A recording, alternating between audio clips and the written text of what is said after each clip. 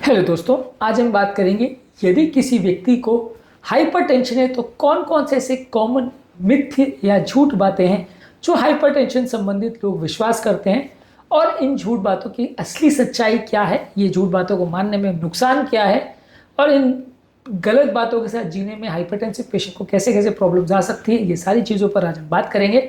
Some of the most common lies about hypertension या misbeliefs about hypertension पर आज बात करेंगे।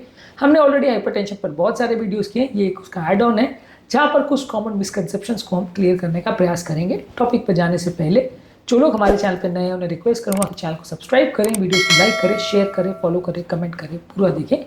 इस तरह का कंटेंट आपको किसी भी और हाइपरटेंशन या उससे संबंधित चैनल पर नहीं मिलेगा, इसलिए इसे अंत तक देखिएगा। चलिए शुरू करते हैं पॉइंट वीडियो।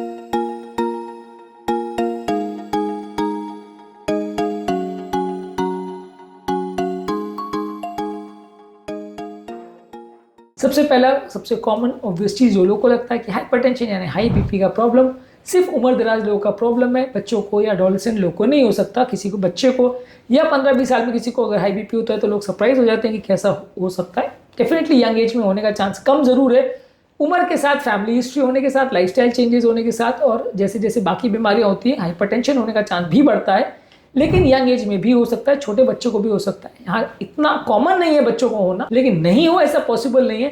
कई बार ऐसा होता है कि इस चक्कर में बच्चों का ब्लड प्रेशर या एडोलेसेंट लोग 15-20 साल में किसी का ब्लड प्रेशर चेक ही नहीं होता क्योंकि लोग मान के चलते हैं कि बीपी होगा ही नहीं। वैसा सोचना गलत है और कई बार ये बीमारियों का प्रॉब्लम बन जाता है व्यक्ति को यदि आप चेक ना करो, और कई बार मिस हो जाती है चीज़ें। बहुत सालों बाद पता चल पाता है कि बच्चों को भी हाइपरटेंशन होता है। ऐसा मैं नहीं कहता हूँ कि हर बच्चे को हाइपरटेंशन होगा और सबका आप बीपी चेक करते बैठे रहो और सबको दवाई खिलाते रहो, ऐसा नहीं है। लेकिन हाँ, हो सकता है पॉसिबिलिटी, कुछ बीमारियाँ हैं जिसमें हाइपरटेंशन यंग एज में देखने को मिल सकता है। थोड़ी अनकॉमन है लेकिन है पॉसिबल। तो इसलिए ये सोचना गलत है कि सिर्फ उम्रदराज लोगों की बीमारी है, यंग लोगों में भी हो सकता है, चांसेस थोड़े कम हैं। इसके अलावा कुछ लोगों को ऐसा लगता है कि हाइपरटेंशन की प्रॉब्लम तभी सीवियर होती है, तभी उसके बारे में सोचना चाहिए जब उसके कोई लक्षण हो। हाइपरटेंशन बेसिकली एक साइलेंट किलर है। इसको साइलेंट किलर बोलने का कारण ये है कि बहुत सारे लोगों को इवन सीवियर लास्ट स्टेज में भी हाइपरटेंशन पहुंच जाए और सब सिस्टम फेल कर दे तो भी पता नहीं चलता है, क्योंकि ज्यादातर केस में हाइपरटेंशन के कोई लक्षण नहीं होते। हाइपरटेंशन के लक्षणों पर और कॉमन या अनकॉमन क्या सिम्टम्स होते हैं उस पर ऑलरेडी मैंने काफ़ी वीडियोस किए, उनको जरूर देख लीजिएगा। पर hypertension basically symptom less issue है, आपको ज़्यादातर केस में पता नहीं चलेगा। कुछ लोग की मिसकंसेप्शन होती है कि उनको पहले से पता चल जाता है कि हाइपरटेंशन है और हाइपरटेंशन जब उनको होता है तो उनको बॉडी को सिग्नल मिल जाता है। ये पूरी तरह से गलत है। ज़्यादातर लोग को कुछ पता नहीं चलता है और ज़्यादातर यदि सिम्टम्स के भरोसे आप बैठे रहोगे तो बहुत सारे हाइपरटेंशन केस मिस हो जाते हैं। हाइपरटेंशन आपको पता नहीं चलेगा, ये साइलेंट किलर है। हाँ, हाइपरटेंशन से होने वाला कोई ब्रेन का परफ्यूजन या किडनी का परफ्यूजन या हार्ट का कोई प्रॉब्लम होगा तो वो प्रॉब्लम आपको पता चलेगी और उसके बेसिस पे आप जज कर सकते हो कि आपको बीपी का प्रॉब्लम है। लेकिन हाइपरटेंशन अपने आप में इसके कोई लक्षण नहीं होते और बिना लक्षण वाले व्यक्ति को भी अगर हाइपरटेंशन है तो डेफिनेटली उसको उतना ही ध्यान रखना पड़ेगा जितना लक्षण वाले पेशेंट को। सिम्टम्स उसकी सिवियरिटी को या प्रॉब्लम होने के चांसेस को डिसाइड नहीं करता। इसके अलावा कुछ लोग को ऐसा लगता है हाइपरटेंशन उम्र के साथ होने वाली प्रॉब्लम है और उम्र वाले हर व्यक्ति को हाइपरटेंशन हो ही जाएगा, नॉर्मल प्रोसेस ऑफ एजिंग है, जैसे जैसे उम्र बढ़ेगी बीपी भी बढ़ेगा। ये सोचना गलत है। उम्र के साथ हाइपरटेंशन होने का चांस डेफिनेटली बढ़ता है, नलियाँ हार्ड हो जाती है। कई बीमारियां जैसे कि हार्ट का प्रॉब्लम, किडनी का प्रॉब्लम, डायबिटीज़ का प्रॉब्लम उम्र के साथ बढ़ता है, साथ में हाइपरटेंशन भी बढ़ता है, ये होता है। पर हर व्यक्ति को उम्र के साथ हाइपरटेंशन हो जाएगा और उम्रदराज व्यक्ति को अगर हाइपरटेंशन है तो कोई चिंता करने की आवश्यकता नहीं है क्योंकि उम्र के साथ हो रहा है, ये सोचना पूरी तरह से गलत है। उम्रदराज व्यक्ति को भी अगर हाइपरटेंशन हो रहा है तो भी उसके लिए नुकसानदायक है। होने का चांस ज़्यादा है लेकिन कम नुकसानदायक ऐसा नहीं है, हो सकता है उम्रदराज व्यक्ति में और ज़्यादा नुकसानदायक हो, ये पॉसिबिलिटी है। लेकिन उस एज में नॉर्मल प्रोसेस मान लें हाइपरटेंशन को तो ये गलत होगा। इसके अलावा कुछ लोग को लगता है कि यदि किसी व्यक्ति का अगर फैमिली हिस्ट्री है तो ही उसको हाइपरटेंशन होगा, परिवार में किसी को हाइपरटेंशन नहीं है तो उसको नहीं होगा। डेफिनेटली अगर फैमिली हिस्ट्री होगा तो हाइपरटेंशन होने का चांस ज्यादा होगा। लेकिन diet, physical activity, alcohol, smoking, ये सारी चीजें हाइपरटेंशन के लिए कंट्रीब्यूट करती हैं। बहुत सारे लोग जिनको कोई फैमिली हिस्ट्री नहीं हो उनको भी ब्लड प्रेशर का प्रॉब्लम हो सकता है। इसलिए ब्लड प्रेशर होने का चांस फैमिली हिस्ट्री होने से बढ़ जरूर जाता है, लेकिन सिर्फ व्यक्ति को अगर फैमिली हिस्ट्री है तो ही उसको प्रॉब्लम होगा ऐसा बिल्कुल नहीं है। फैमिली हिस्ट्री होने से पॉसिबिलिटी बढ़ती है पर हर व्यक्ति में ऐसा हो जरूरी नहीं है। सिर्फ 5-10% लोगों को जिनको हाइपरटेंशन है उनको ही फैमिली हिस्ट्री होती है, सबको नहीं होती। इसके अलावा कुछ लोगों को लगता है कि हाइपरटेंशन सीरियस प्रॉब्लम नहीं है, लोग फालतू इसके लिए चिल्ला चोट करते रहते हैं। 160-170 बीपी भी हो गया तो भी कुछ ट्रीटमेंट की जरूरत नहीं, कुछ फर्क नहीं पड़ता। इस तरह की अवधारणाएं कई ऑनलाइन सोशल मीडिया में सो कॉल्ड हेल्थ गुरुज भी फैलाते हैं जो कि पूरी तरह से बेवकूफ़ है।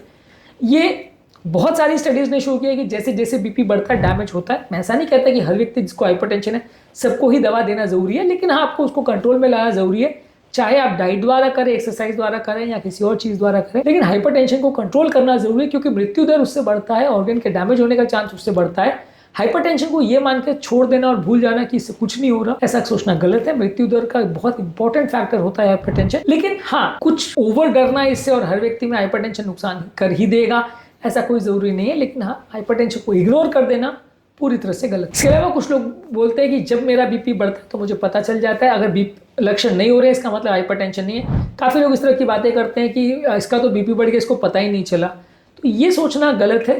हाइपरटेंशन वाले पेशेंट्स में लक्षण बहुत हाई बीपी भी हो तो भी हो ऐसा ज़रूरी नहीं है। हाँ कई पेशेंट्स में कुछ स्पेसिफिक सिम्टम्स हो सकते हैं, जैसे सर दर्द होना, मेंटल परफ्यूजन कॉम्प्रोमाइज़ होना या उससे रिलेटेड सिम्टम्स होना, किडनी से रिलेटेड सिम्टम्स होना, पल्मोनरी एडिमा होना, ऐसा हो सकता है जो कि हाइपरटेंशन के कॉम्प्लिकेशंस है। पर हाइपरटेंशन अपने आप में इसके कोई लक्षण नहीं होते और ज़्यादातर लोगों को पता नहीं चलता है कि हाइपरटेंशन है।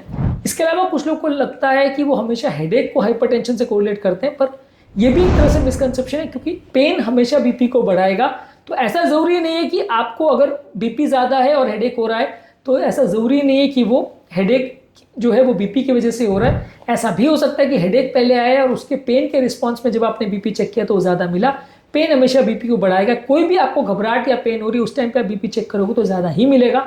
स्ट्रेस हार्मोन्स की वजह से वो बीपी बढ़ जाता है। ज़रूरी नहीं है कि वो प्रॉब्लम बीपी ने किया, ऐसा हो सकता है कि प्रॉब्लम्स की वजह से वो बीपी बढ़ा। इसके अलावा कुछ लोगों को ऐसा लगता है कि हाइपरटेंशन मेडिसिन द्वारा, किसी भी पैथी की मेडिसिन द्वारा क्योर किया जा सकता है। मेडिसिन हाइपरटेंशन को खाली कंट्रोल करती है, क्योर नहीं करती। इसके अलावा lifestyle modification, healthy exercise, diet, सारी चीज़ों को करना, वजन कम करना, स्ट्रेस रिडक्शन करना, ये सारी चीज़ हेल्प करती है हाइपरटेंशन को मैनेज करने में। ये सारी चीज़ें दवाओं को बंद कर सकती है और काफ़ी हद तक मेंटेन कर सकती है, लेकिन ये सारी चीज़ों को भी लंबे समय तक आपको फॉलो या मेंटेन करना पड़ेगा, तभी आप बीपी को कंट्रोल कर पाओगे। अब 10 दिन कोई भी पैथी की दवा ले लोगे या 10-15 दिन कोई भी तरह का परहेज कर लोगे तो बीपी चला जाएगा, ऐसा नहीं होता। ये पूरी तरह क्यूरेबल नहीं है। हाँ अगर आप सारी चीज़ों का ध्यान रखते हो और हमेशा ध्यान रखते हो तो आप इसको बगैर दवा मेंटेन कर सकते हो, लेकिन पूरी तरह से इसको क्योर करना काफ़ी केस में ईजी नहीं होता है, खासकर उन लोग को जिनको बहुत हाई ब्लड प्रेशर हो। अगर किसी का 170-180 रेगुलर बीपी रहता है तो वो बगैर दवा के नहीं जाने वाला। हाँ 130, 140, 150 के आसपास बीपी है तो 15-20 का रिडक्शन आप अपने डाइट और लाइफस्टाइल चीज़ों से कर सकते हो। बहुत हाई हाइपरटेंशन है तो आप उसको सिर्फ डाइट और लाइफस्टाइल मॉडिफिकेशन से कंट्रोल नहीं कर पाओगे। वहाँ पे ज़्यादातर पेशेंट में दवाई चलेगी और काफ़ी केस में लाइफ टाइम चलेगी। कारण ऐसा नहीं है कि दवा को लेने से आदत पड़ जाती है, कारण ये है कि जब आप दवा लेते हो तो ज़्यादातर बॉडी बीपी को उसके बिना कंट्रोल नहीं कर पाती है। मतलब आप लाइफस्टाइल और इससे 170-180 को कंट्रोल नहीं कर पाओगे। आप कर सकते हो तो हम दवा बंद कर सकते हैं, लेकिन ज़्यादातर लोग नहीं कर पाते हैं, इसकी वजह से उनको दवाइयाँ ज़िंदगी भर चलती। तो दवा की आदत पड़ती है ऐसा नहीं है, पर लोग बीपी को कंट्रोल नहीं कर पाते हैं तो इसकी वजह से दवाएं काफ़ी केस में लाइफ टाइम देनी पड़ती है। इसके अलावा कुछ लोग को लगता है कि आज अगर ये मेरा ब्लड प्रेशर नॉर्मल है तो मुझे ब्लड प्रेशर की चिंता करने की कोई आवश्यकता नहीं है, कभी नहीं होगा। ऐसा नहीं है, नॉर्मल व्यक्ति को भी उम्र के साथ ब्लड प्रेशर का हो सकता है, इसलिए रेगुलर चेकअप्स एटलीस्ट कराते रहना जरूरी है। साल में एटलीस्ट 1-2 बार बीपी चेक करते रहिए। काफ़ी केसेस में जिन लोगों को बहुत सालों तक कुछ प्रॉब्लम नहीं हुआ था, सडनली उनको बीपी का प्रॉब्लम आ सकता है, इसलिए सावधानी रख के जाँच करते रहें तो अच्छा है। यदि आपको बीमारी अगर होती है तो धीरे धीरे करके आपको कभी भी सडनली प्रॉब्लम आ सकती है, चेक करते रहेंगे तो पता चल जाएगा जल्दी और टाइम पे आप उसका ट्रीटमेंट कर सकते हो। इसलिए अगर किसी व्यक्ति का आज नॉर्मल ब्लड प्रेशर है तो हमेशा नॉर्मल रहेगा ऐसा कोई ज़रूरी नहीं है, आपको उसके लिए जांच करना आवश्यक है। इसके अलावा कुछ लोगों को ऐसा लगता है, जो कि झूठ है, कि अगर किसी व्यक्ति को हाइपरटेंशन की दवा चल रही है तो अब उसको डाइट वाइट करने का या नमक को कंट्रोल करने का या एक्सरसाइज करने का या वेट मैनेजमेंट का करने का कोई ज़रूरत नहीं है, क्योंकि दवा तो चल रही है, दवा सब कुछ कंट्रोल कर लेगी। ये सारी चीज़ें आप करोगे तो बीपी कंट्रोल के साथ आपकी ओवरऑल हेल्थ भी बेटर होगी, ओवरऑल लाइफ भी बेटर होगा, बहुत सारी बीमारियों से आप बच जाओगे। इसीलिए सिर्फ अगर आप अपना दवा लेते रहोगे और लाइफस्टाइल मॉडिफिकेशन नहीं करोगे, बाकी चीज़ों का ध्यान नहीं रखोगे तो वो बुरा है, काउंटर प्रोडक्टिव है, बीमारी को बढ़ाएगा और लॉन्ग टर्म प्रॉब्लम्स होने का चांस काफ़ी ज़्यादा रहेगा।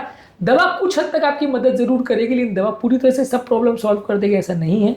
दवा के बावजूद भी आपको परहेज भी ज़रूरी है, ध्यान रखने की भी ज़रूरी है, एक्सरसाइज भी करना ज़रूरी है, स्ट्रेस भी कम करना ज़रूरी है, व्यसन को भी कंट्रोल करना ज़रूरी है। सारी चीज़ों को यदि आप साथ में दवा के करेंगे तो ज़्यादा बेटर रिजल्ट्स मिलेंगे। यदि सिर्फ दवा के भरोसे रहेंगे तो उतना अच्छे रिजल्ट्स नहीं मिलेंगे।